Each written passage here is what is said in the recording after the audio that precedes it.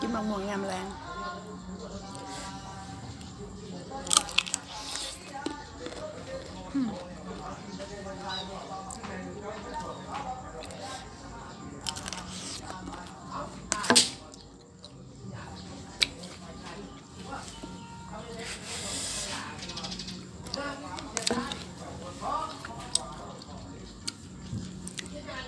คืออยาก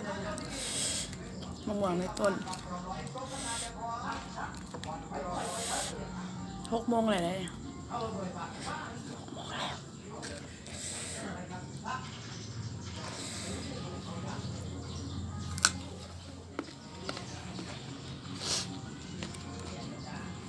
ส่งค่ะ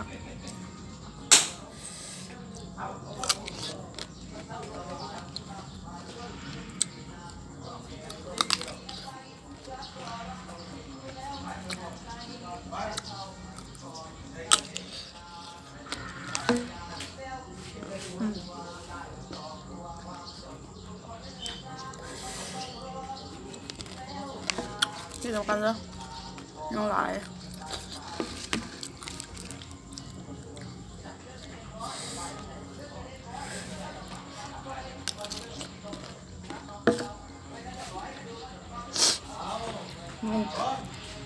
6 โมงยุงกำลังออก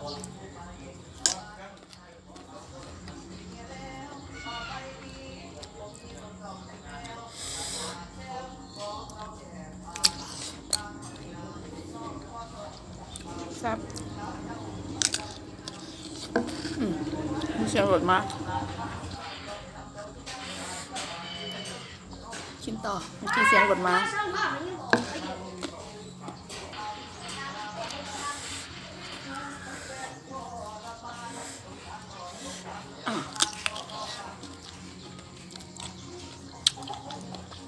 ซื้อได้บ่ได้พักห่อฉันได้พักขะแยงห่อหนึ่งสิค่ะ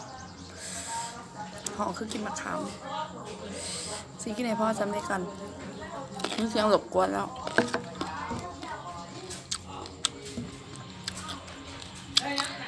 โอเคคนนี้ก่อนนะบาย